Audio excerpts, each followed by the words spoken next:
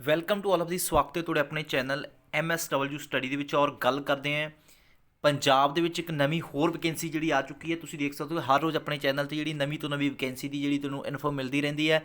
ਤਾਂ ਇਸ ਵੈਕੈਂਸੀ ਦੇ ਲਈ ਔਰ ਪੰਜਾਬ ਦੇ ਵਿੱਚ ਜਿੰਨੀਆਂ ਵੀ ਸਰਕਾਰੀ ਜੌਬ ਜਾਂ ਲਿਮਟਿਡ ਜਾਂ ਕੋਈ ਪ੍ਰਾਈਵੇਟ ਜੌਬਸ ਹੁੰਦੀਆਂ ਤਾਂ ਉਸ ਨਾਲ ਸੰਬੰਧਿਤ ਹਰ ਇੱਕ ਇਨਫੋ ਆਪਣੇ ਚੈਨਲ MSW ਸਟੱਡੀ ਤੇ ਮਿਲਦੀ ਹੈ। ਅੱਜ ਹੀ ਸਬਸਕ੍ਰਾਈਬ ਕਰ ਲਓ। ਇਸ ਤੋਂ ਇਲਾਵਾ ਪੰਜਾਬ ਦੇ ਹਰ ਇੱਕ ਐਗਜ਼ਾਮ ਦੀ ਤਿਆਰੀ ਫ੍ਰੀ ਵੀਡੀਓ ਰਾਹੀਂ, ਪੇਡ ਵੀਡੀਓ ਰਾਹੀਂ ਔਰ ਨੋਟਸ ਰਾਹੀਂ ਇੱਥੇ ਆਪਣੇ ਚੈਨਲ ਤੇ ਕਰਾਈ ਜਾਂਦੀ ਹੈ। ਸੋ ਅੱਜ ਦੀ ਜਿਹੜੀ ਪੋਸਟ ਹੈਗੀ ਹੈ ਤੁਸੀਂ ਦੇਖ ਸਕਦੇ ਹੋ। ਇਸ ਪੋਸਟ ਦੀ ਗੱਲ ਕੀਤੀ ਜਾਵੇ ਤਾਂ ਇੰਸਪੈਕਟਰ ਦੀ ਪੋਸਟ ਹੈਗੀ ਆ।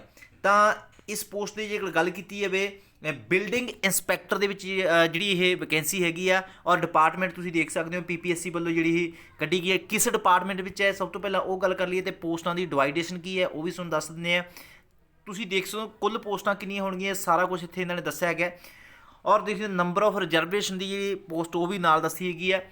ਜੇਕਰ ਦੇਖਿਆ ਜਾਵੇ ਤਾਂ ਸਭ ਤੋਂ ਪਹਿਲੀ ਜਿਹੜੀ ਪੋਸਟ ਹੈ ਉਹ ਹੈ building inspector local government municipal ਭਾਵ ਨਗਰ ਪੰਚਾਇਤ ਦੇ ਵਿੱਚ। ਇਸ ਡਿਪਾਰਟਮੈਂਟ ਦੇ ਵਿੱਚ ਬਿਲਡਿੰਗ ਇੰਸਪੈਕਟਰ ਦੀ ਪੋਸਟ ਹੈਗੀ ਹੈ। ਕਿੰਨੀ ਪੋਸਟ ਹੈਗੀ ਹੈ ਟੋਟਲ? ਇਹ ਹੈਗੀ ਆ 131 ਪੋਸਟਾਂ। ਔਰ 131 ਪੋਸਟਾਂ ਨੂੰ ਕੈਟਾਗਰੀ ਵਾਈਜ਼ ਵੰਡ ਕੀਤਾ ਗਿਆ। ਤੁਸੀਂ ਵੀਡੀਓ ਨੂੰ ਪੌਜ਼ ਕਰਕੇ ਦੇਖ ਸਕਦੇ ਹੋ, ਠੀਕ ਹੈ, ਤਾਂ ਕਿ ਤੁਹਾਨੂੰ ਪਤਾ ਲੱਗ ਜਾਏ ਕਿ ਸਾਡੀ ਕੈਟਾਗਰੀ 'ਚ ਕਿੰਨੀ ਆ ਰਹੀਆਂ। ਔਰ ਫੀਮੇਲ ਲਈ ਰਿਜ਼ਰਵ 43 ਪੋਸਟਾਂ ਇਸ ਵਿੱਚ ਰੱਖੀਆਂ ਗਈਆਂ। ਬਿਲਡਿੰਗ ਇੰਸਪੈਕਟਰ ਦੀ ਪੋਸਟ ਜੋ ਕਿ ਨਗਰ ਪੰਚਾਇਤ ਮਿਊਨਸੀਪਲ ਕਾਉਂਸਲ ਦੇ ਵਿੱਚ ਰੱਖੀ ਗਈ ਆ। ਅਗਲੀ ਪੋਸਟ ਜਿਹੜੀ ਹੈਗੀ ਹੈ ਬਿਲਡਿੰਗ ਇੰਸਪੈਕਟਰ ਦੀ ਹੀ ਹੈ, ਬਟ ਇਹ ਮਿਊਨਸੀਪਲ ਕਾਰਪੋਰੇਸ਼ਨ ਦੇ ਵਿੱਚ ਹੈਗੀ ਆ। ਡਿਪਾਰਟਮੈਂਟ ਕਿਹੜਾ ਹੈ? ਲੋਕਲ ਗੌਰਮੈਂਟ ਮਿਊਨਸੀਪਲ ਕਾਰਪੋਰੇਸ਼ਨ ਹੈਗਾ। ਤਾਂ ਇਸ ਦੇ ਵਿੱਚ ਕਿੰਨੀ ਪੋਸਟ ਹੈ? 26 ਪੋਸਟਾਂ। 8 ਪੋਸਟਾਂ ਫੀਮੇਲ ਲਈ ਰਿਜ਼ਰਵ ਹੈਗੀ ਆ, ਬਾਕੀ ਕੈਟਾਗਰੀ ਵਾਈਜ਼ ਵੰਡ ਕੀਤੀ ਗਈ ਹੈ। ਇੱਥੇ ਤੁਸੀਂ ਦੇਖ ਸਕਦੇ ਹੋ। ਸੋ ਅੱਗੇ ਇਹਨਾਂ ਪੋਸਟਾਂ ਨੂੰ ਹੁਣ ਅਪਲਾਈ ਕੌਣ ਕਰ ਸਕਦਾ ਹੈ ਤਾਂ ਉਹ ਆਪਾਂ ਤੁਹਾਨੂੰ ਸਾਰਾ ਕੁਝ ਜਿਹੜਾ ਦੱਸਾਂਗੇ। ਅਤੇ ਉਸ ਤੋਂ ਪਹਿਲਾਂ ਗੱਲ ਕਰ ਲਈਏ ਕਿ ਇਸ ਦੇ ਵਿੱਚ ਜੁਆਇੰਟ ਜਿਹੜੀਆਂ ਮੰਨ ਲਓ 131 ਪੋਸਟਾਂ ਹੈਗੀਆਂ, ਠੀਕ ਹੈ, ਜਾਂ 26 ਪੋਸਟਾਂ ਲੱਗ ਹੈ, ਤਾਂ ਇਹਨਾਂ ਲਈ ਇੱਕ ਜੁਆਇੰਟ ਐਗਜ਼ਾਮ ਹੋਏਗਾ। ਕਹਿਣ ਵਾਲੀ ਐਗਜ਼ਾਮ ਸੇਮ ਹੋਏਗਾ, ਠੀਕ ਹੈ। ਤਾਂ ਉਹਦੇ ਵਿੱਚ ਸਿਲੇਬਸ ਵੀ ਸਭ ਕੁਝ ਸੇਮ ਹੋਏਗਾ। ਇਸ ਚੀਜ਼ ਨੂੰ ਤੁਸੀਂ ਧਿਆਨ 'ਚ ਰੱਖ ਸਕਦੇ ਹੋ। ਅੱਗੇ ਨੈਕਸਟ ਕੀ ਹੈ? ਸੈਲਰੀ ਦੀ ਗੱਲ ਸਭ ਤੋਂ ਮੇਨ ਚੀਜ਼ ਇਹ ਹੁੰਦੀ ਆ। ਬਹੁਤ ਸਾਰੇ ਸਟੂਡੈਂਟ ਸੋਚਦੇ ਆ ਕਿ ਯਾਰ ਸੈਲਰੀ ਕਿੰਨੀ ਕੁ ਮਿਲ ਸਕਦੀ ਹੈ ਇਹਦੇ ਵਿੱਚ। ਤਾਂ ਸੈਲਰੀ ਇਹਦੇ ਵਿੱਚ ਕੋਈ ਘੱਟ ਨਹੀਂ ਹੈਗੀ। 35,400 ਸੈਲਰੀ ਤੁਹਾਨੂੰ ਇੱਥੇ ਮਿਲੇਗੀ। ਔਰ ਕੁਆਲੀਫਿਕੇਸ਼ਨ ਸਭ ਤੋਂ ਵੱਡੀ ਗੱਲ, ਤਾਂ ਕੁਆਲੀਫਿਕੇਸ਼ਨ ਇਹਦੇ ਵਿੱਚ ਡਿਪਲੋਮਾ ਇਨ ਆਰਕੀਟੈਕਚਰ ਦੇ ਵਿੱਚ ਹੋਣਾ ਚਾਹੀਦਾ, ਠੀਕ ਹੈ। ਜਾਂ ਜੇਕਰ ਤੁਸੀਂ ਆਰਕੀਟੈਕਚਰ ਦੇ ਵਿੱਚ ਕੋਈ ਹੋਰ ਹਾਈ ਕੁਆਲੀਫਿਕੇਸ਼ਨ ਤੁਹਾਡੇ ਕੋਲ ਹੈਗੀ ਹੈ ਤਾਂ ਵੀ ਤੁਸੀਂ ਇਸ ਪੋਸਟ ਨੂੰ ਅਪਲਾਈ ਕਰ ਸਕਦੇ ਹੋ। ਅਤੇ 10ਵੀਂ ਪੱਧਰ ਦੀ ਪੰਜਾਬੀ ਮੈਟ੍ਰਿਕ ਪੱਧਰ ਦੀ ਪਾਸ ਹੋਣੀ ਲਾਜ਼ਮੀ ਕੀਤੀ ਗਈ ਹੈ, ਮਾਨ ਸਰਕਾਰ ਵੱਲੋਂ ਕੀਤਾ ਗਿਆ। ਅਤੇ ਇਸ ਤੋਂ ਬਿਨਾਂ ਤੁਸੀਂ ਅਪਲਾਈ ਨਹੀਂ ਕਰ ਸਕਦੇ। ਇਹ ਚੀਜ਼ ਨੂੰ ਨੋਟ ਰੱਖਿਓ। ਜੇਕਰ ਤੁਸੀਂ ਕਿਸੇ ਅਦਰ ਸਟੇਟ ਹੋ ਤਾਂ ਵੀ ਤੁਹਾਡੇ ਕੋਲ 10ਵੀਂ ਪੱਧਰ ਦੀ ਮੈਟ੍ਰਿਕ ਪੰਜਾਬੀ ਪਾਸ ਹੋਣੀ ਲਾਜ਼ਮੀ ਹੈਗੀ ਆ। ਔਰ ਇਹਨਾਂ ਪੋਸਟਾਂ ਲਈ ਜਿਹੜਾ ਤੁਹਾਡੇ ਕੋਲ ਯੋਗਤਾ ਦਾ ਸਰਟੀਫਿਕੇਟ ਹੈ, ਚਾਹੇ ਤੁਹਾਡਾ ਆਰਕੀਟੈਕਚਰ ਦਾ ਹਾਈ ਕੁਆਲੀਫਿਕੇਸ਼ਨ ਦਾ ਜਾਂ ਕੋਈ ਵੀ ਸਰਟੀਫਿਕੇਟ ਹੈ, ਉਹ 8/7/2022 ਤੋਂ ਪਹਿਲਾਂ ਦੇ ਤੁਹਾਡੇ ਕੋਲ ਹੋਣੇ ਚਾਹੀਦੇ। ਏਜ ਦੀ ਗੱਲ ਕਰ ਲਈਏ, ਏਜ ਰਹੇਗੀ ਇਸ ਦੇ ਵਿੱਚ ਤੁਸੀਂ ਦੇਖ ਸਕਦੇ ਹੋ ਏਜ 18 ਤੋਂ 37 ਈਅਰ ਰਹੇਗੀ, ਠੀਕ ਹੈ। ਏਜ ਕਿੰਨੀ ਰਹੇਗੀ? 18 ਤੋਂ 37 ਈਅਰ ਏਜ ਰਹੇਗੀ।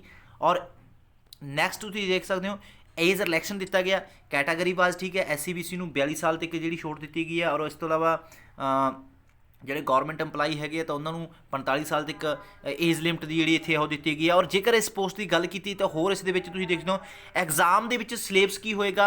ਔਰ ਐਗਜ਼ਾਮ ਦੇ ਵਿੱਚ ਕਿੰਨੇ ਕੁਐਸਚਨ ਪੁੱਛੇ ਜਾਣਗੇ? 120 ਕੁਐਸਚਨ ਪੁੱਛੇ ਜਾਣਗੇ। ਇੱਕ ਕੁਐਸਚਨ 4 ਨੰਬਰ ਦਾ ਹੋਗਾ, ਠੀਕ ਹੈ। ਔਰ 480 ਅੰਕ ਟੋਟਲ ਇੱਥੇ ਪੁੱਛ ਲਏ ਜਾਂਦੇ ਆ। ਔਰ ਇੱਥੇ ਸਿਲੇਬਸ ਤੁਸੀਂ ਦੇਖ ਸਕਦੇ ਹੋ ਕਿ ਜਿਹੜਾ 100 ਅੰਕ ਦੇ ਜਿਹੜੇ ਕੁਐਸਚਨ ਪੁੱਛੇ ਜਾਣਗੇ ਉਹ ਰਿਲੇਟਡ ਸਬਜੈਕਟ ਪੁੱਛੇ ਜਾਣਗੇ, ਠੀਕ ਹੈ। ਆਰਕੀਟੈਕਚਰ ਦੇ ਅਕੋਰਡਿੰਗ ਪੁੱਛੇ ਜਾਣਗੇ ਤਾਂ ਉਹ 400 ਦੇ ਕੁਐਸਚਨ ਹੋਣਗੇ। ਔਰ 20 ਕੁਐਸਚਨ ਪੁੱਛੇ ਜਾਣਗੇ ਤੁਸੀਂ ਦੇਖ ਸਕਦੇ ਹੋ general knowledge, current affair, general mental ability, logical reasoning, ਜਿਹਨੂੰ ਆਪਾਂ ਕਾਮਨ ਚੀਜ਼ਾਂ ਕਹਿ ਦਿੰਦੇ ਹਾਂ, ਹਰ ਇੱਕ ਐਗਜ਼ਾਮ 'ਚ ਪੁੱਛੀਆਂ। ਇਹ 20 ਨੰਬਰ ਦੇ ਹੀ ਪੁੱਛੇ ਜਾਣਗੇ।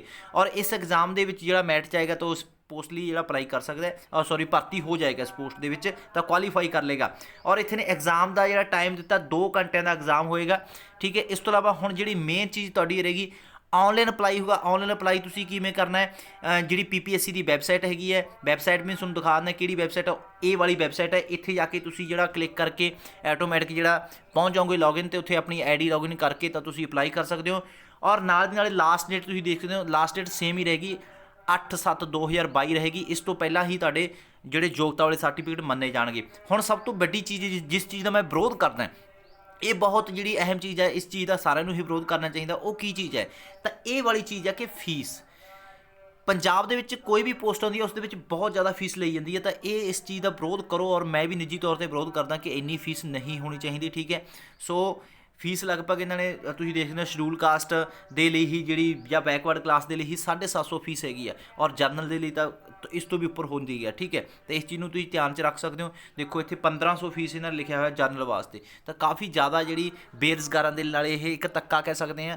ਤਾਂ ਇਸ ਚੀਜ਼ ਦਾ ਵਿਰੋਧ ਜ਼ਰੂਰ ਕਰਿਆ ਕਰੋ, ਕਮੈਂਟ ਕਰਕੇ ਦੱਸਿਓ। ਔਰ ਤੁਹਾਨੂੰ ਇਨਫੋ ਕਿਸ ਤਰ੍ਹਾਂ ਲੱਗੀ ਤਾਂ ਲਾਈਕ ਕਰੋ, ਸ਼ੇਅਰ ਕਰਿਓ ਵੱਧ ਤੋਂ ਵੱਧ, ਔਰ ਚੈਨਲ 'ਤੇ ਜੁੜੇ ਰਹੋ। ਔਰ ਇਸ ਤੋਂ ਇਲਾਵਾ ਇੱਕ ਆਪਣਾ MSW ਸਟੱਡੀ ਨਾਂ ਦਾ ਐਪ ਹੈ, MSW ਸਟੱਡੀ ਨਾਂ ਦਾ ਐਪ ਹੈ, ਜਿੱਥੇ ਕਿ ਤੁਹਾਨੂੰ ਬਹੁਤ ਸਾਰੇ ਕੋਰਸ ਮਿਲਦੇ ਆ, ਠੀਕ ਹੈ, ਜਿੱਥੇ ਬਹੁਤ ਸਾਰੇ ਨੋਟਸ ਮਿਲਦੇ ਆ। MSW ਸਟੱਡੀ ਐਪ ਨੂੰ ਡਾਊਨਲੋਡ ਕਰ ਦਿਓ ਪਲੇ ਸਟੋਰ ਦੇ ਵਿੱਚੋਂ, ਜਿੱਥੇ ਕਿ ਤੁਹਾਨੂੰ ਆਉਣ ਵਾਲੀਆਂ ਸਾਰੀਆਂ ਪੋਸਟਾਂ ਦੀ, ਜਿਵੇਂ ਪੰਜਾਬ ਪੁਲਿਸ ਦੀ ਤਿਆਰੀ ਕਰਾਈ ਜਾਂਦੀ ਹੈ ਤਾਂ ਉਸ ਦੇ ਕੋਰਸ ਤੁਹਾਨੂੰ ਉੱਥੇ ਮਿਲਣਗੇ। ਇਸ ਤੋਂ ਇਲਾਵਾ ਜਿਹੜੀ ਹੋਰ ਜਿਹੜੀਆਂ ਛੋਟੀਆਂ ਮੋਟੀਆਂ ਪੋਸਟਾਂ ਨੇ ਉਸ ਦੇ ਕੋਰਸ ਵੀ ਤੁਹਾਨੂੰ ਮਿਲਣਗੇ। ਔਰ PSTET ਦੀ ਤਿਆਰੀ ਉੱਥੇ ਕਰਵਾਈ ਜਾਂਦੀ ਹੈ। ETT ਦੀਆਂ 5994 ਜਿਹੜੀਆਂ ਪੋਸਟਾਂ ਆਉਣ ਵਾਲੀਆਂ ਉਸ ਦੀ ਤਿਆਰੀ ਉੱਥੇ ਕਰਵਾਈ ਜਾਂਦੀ ਹੈ। ਸੋ ਮਿਲਦੇ ਹਾਂ ਕਿਸੇ ਹੋਰ ਨਵੇਂ ਵੀਡੀਓ ਦੇ ਵਿੱਚ। Thank you, take care, bye.